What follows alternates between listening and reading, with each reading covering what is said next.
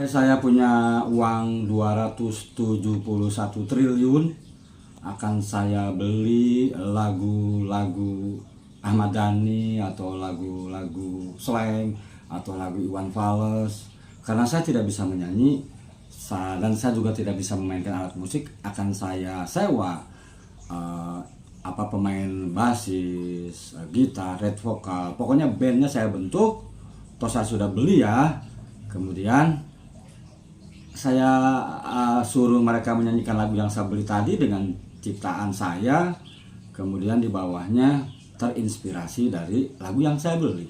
Atau saya beli novel Eka Kurniawan, novel Iwan Simatupang, novel Laila Iskudori, lalu saya terjemahkan ke dalam bahasa Jawa Banten atau Sunda Banten, saya tulis karya Golagong.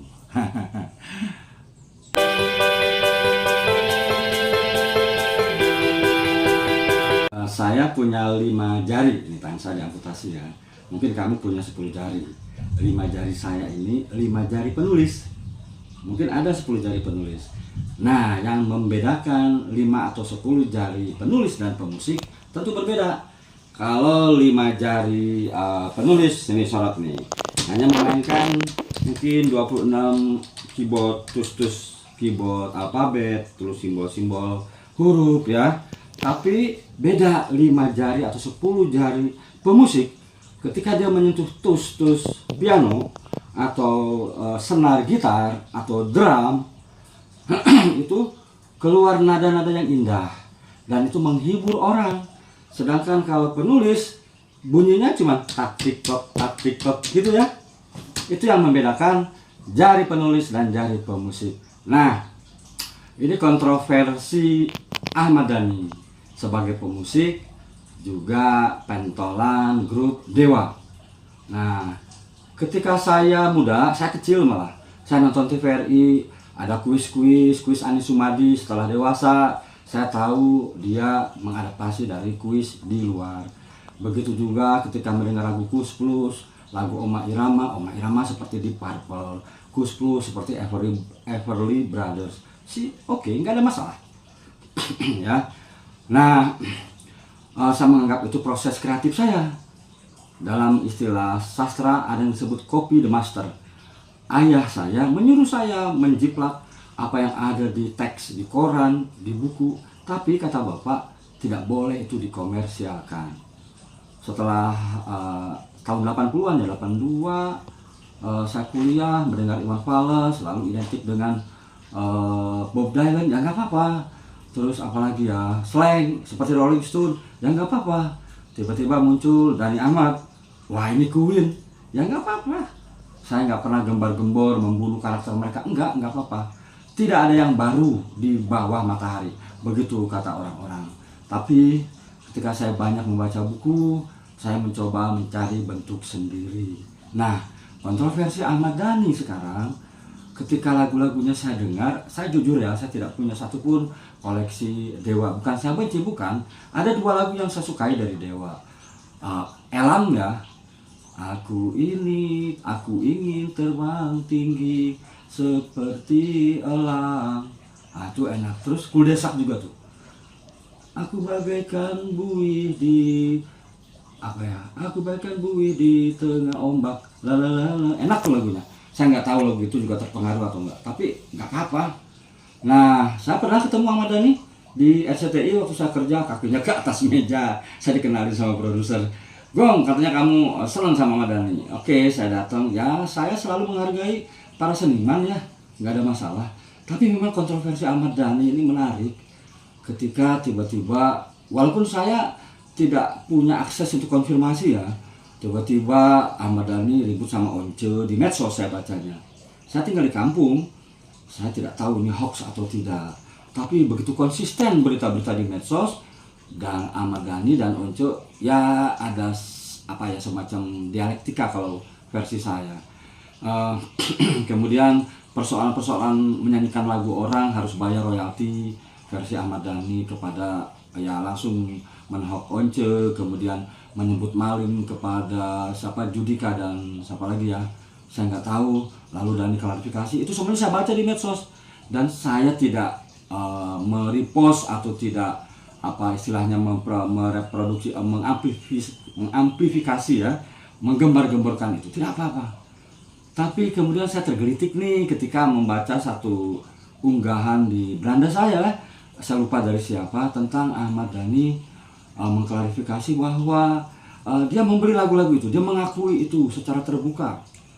Lalu muncul silang pendapat, kenapa nggak dari dulu?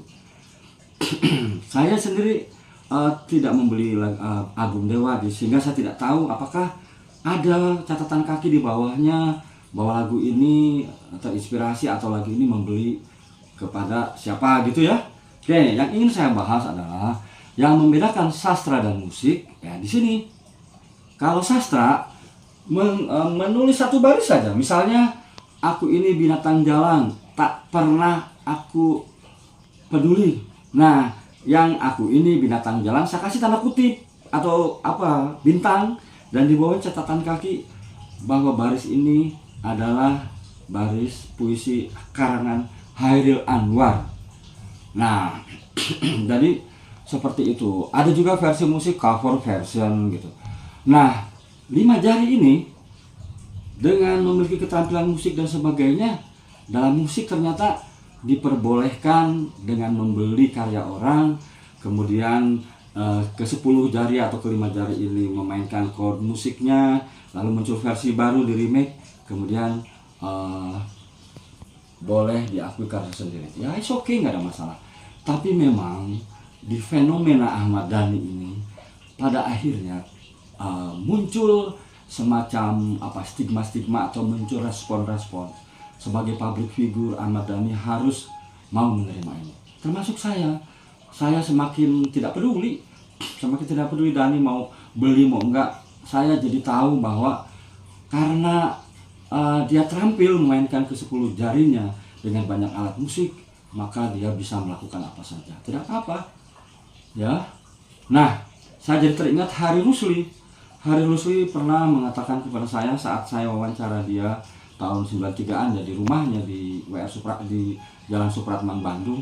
Hari Rusli bilang kepada saya, "Golagong, tahu nggak Indonesia itu hancur oleh siapa?" Saya tanya, "Oleh siapa, Kang?" 2 kelas sosial. Kelas sosial apa aja?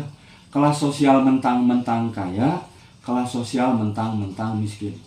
Sekarang Kang Deddy Mulyadi sedang menunjukkan ada kelas sosial mentang-mentang miskin, sehingga jalur bantaran sungai dibikin bangunan, sungai ditutup oleh bangunan-bangunan, semuanya mengatasnamakan kemiskinan. Ketika digusur oleh pemerintah terjadi konflik. Nah, ini yang kata Hari Rusli, contoh dari mentang-mentang miskin. Lalu mentang-mentang kaya, banyak sekali orang kaya punya mobil, parkirnya di trotoar. Orang kaya bebas melakukan apa saja, termasuk Ahmad Dhani. Apakah masuk ke kelas mentang-mentang kaya sehingga dengan uangnya dia bisa membeli apa saja, lalu dengan apa alasan tadi ya karya kreatif sekian bar atau di remake bisa mengklaim itu karya dirinya, walaupun katanya di sampul kasetnya ada tertulis. Saya harus mencari sekarang kasetnya ada nggak ya di bawahnya tertulis. Tapi oke, anyway, kita sebagai seniman, apakah itu musikus, apakah itu apapun ya, termasuk saya penulis, di era digital ini muncul lagi khodam, muncul lagi asisten yang namanya artificial intelligence atau AI. Nah, di karya kreatif, terutama di sastra, kemungkinan menggunakan AI sangat besar. Karya-karya originalitas itu menjadi dipertanyakan. Saya sudah menulis 130 buku hari ini atau sampai hari ini. Alhamdulillah, saya tidak pernah mendapatkan komplain bahwa saya menjiplak karya orang lain. Saya sendiri mengakui dengan tegas bahwa karya-karya saya terpengaruh oleh beberapa pengarang, misalnya Iwan Simatupang, Ahmad Tohari, Paul Wellman, terus Kalmay. Saya terpengaruh, Eiji Yoshikawa, penulis Musashi. Saya terpengaruh, tapi dengan banyak membaca, saya bisa mencari bentuk sendiri. Baiklah Ahmad Dhani atau siapapun, mari kita terus berkarya. Persoalan membeli hak cipta atau dibantu AI atau karya sendiri hanya si kreatornya dan Tuhan yang tahu. Saya Golagong, kali ini saya diamanahi sebagai Duta Baca Indonesia. Membaca itu sehat, menulis itu hebat. Mohon maaf kalau ada salah kata.